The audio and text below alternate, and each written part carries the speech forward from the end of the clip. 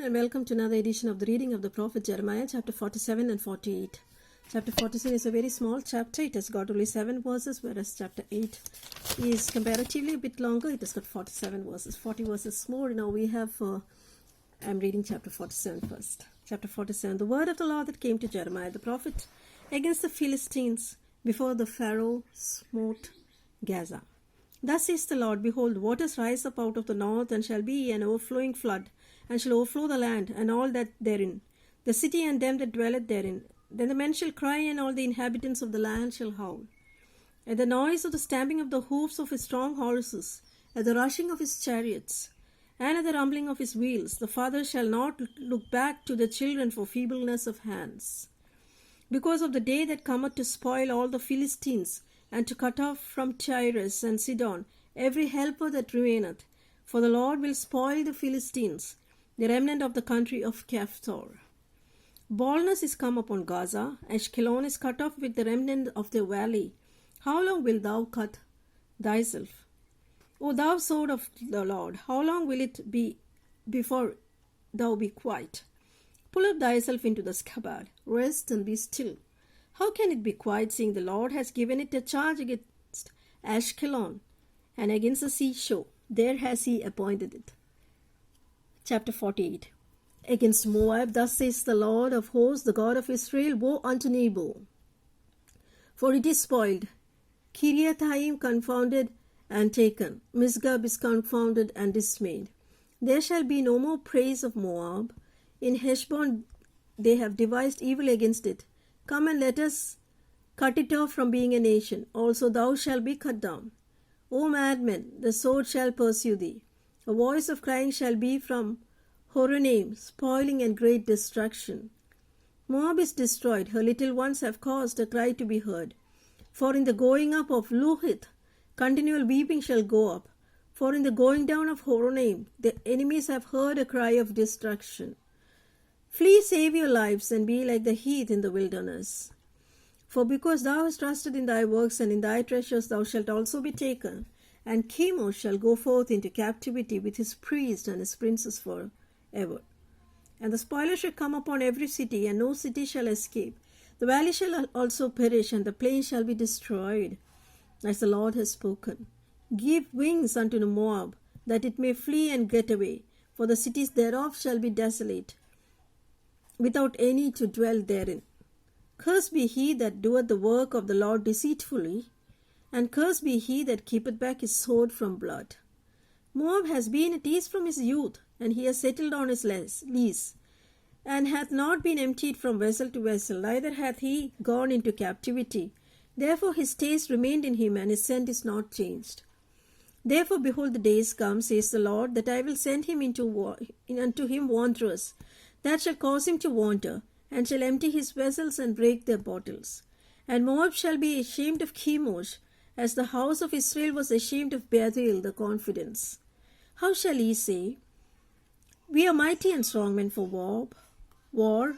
Moab is spoiled, and gone up out of her cities, and his chosen young men are gone down to the slaughter, says the King, whose name is the Lord of hosts. The calamity of Moab is near to come, and his affliction hasteth fast.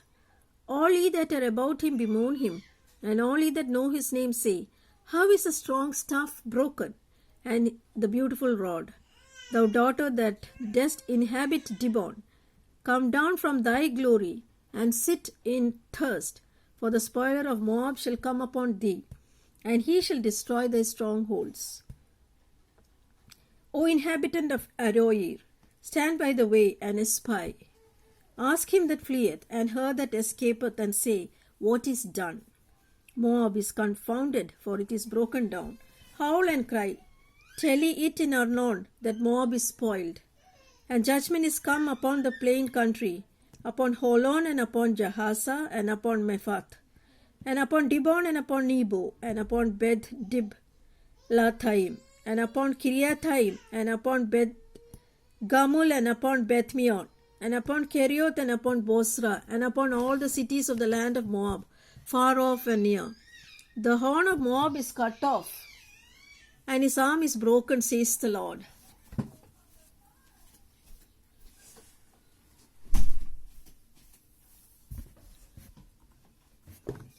making him drunken, for he magnified himself against the Lord. Moab shall also wallow in his vomit, and he shall be held in derision.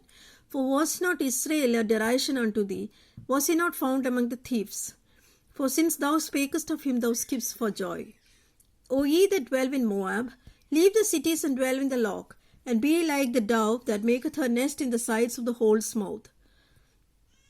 We have heard the pride of Moab. He is exceedingly proud, his loftiness and his arrogance, his pride, and the haughtiness of his heart. I know his wrath, says the Lord, but it shall not be so. His lie shall not so affect it. Therefore will I howl for Moab, and I will cry out for all Moab. Mine heart shall mourn for the men of Kirheres. O vine of Sibmah, I will weep for thee with the weeping of Jazer. The plants are gone over the sea, they reach even to the sea of Jazer. The spoiler is fallen upon their summer fruits and upon their vintage. And joy and gladness is taken from the plentiful field and from the land of Moab.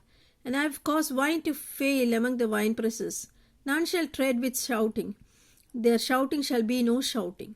From the cry of Heshbon even unto Eliah, and even unto Jehaz, have they uttered their voice. From Zoar unto Horonaim, as a heifer of 3 years old, for the waters also of Nimrim shall be desolate. Moreover, I will cause to cease in Moab, says the Lord, him that offereth in high places, and him that burneth incense to his gods. Therefore mine heart shall sound for Moab like pipes, and my heart shall sound like pipes for the men of Kirheres, because the riches that he has got are perished. For every head shall be bald, and every beard clipped. Upon all the hands shall be cuttings, and upon the loins sackcloth. There shall be lamentation generally upon all the housetops of Moab, and in the streets thereof. For I have broken Moab, like a vessel wherein is no pleasure, says the Lord. They shall howl, saying, how is it broken down? How has Moab turned the back with shame?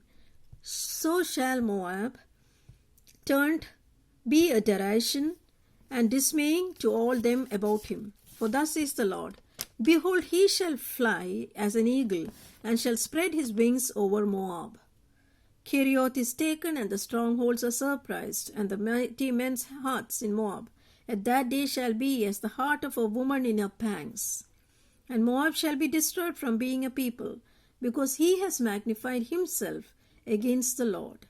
Fear and pit and the snare shall be upon thee, O inhabitant of Moab, says the Lord. He that fleeth the fear shall fall into the pit, and he that getteth out of the pit shall be taken into the snare. For I will bring upon it, even upon Moab, the year of their visitation, says the Lord. They that fled stood under the shadow of Heshbon because of the foes. But a fire shall come forth out of Heshbon, and a flame out of the midst of Sihon, and shall devour the corner of Moab, and the crown of the head of the tumultuous ones. Woe be unto thee, O Moab! The people of Chemosh perished. For thy sons are taken captives, and the doctors captive. Yet will I bring again the captivity of Moab in the latter days, says the Lord. Thus far is the judgment of Moab.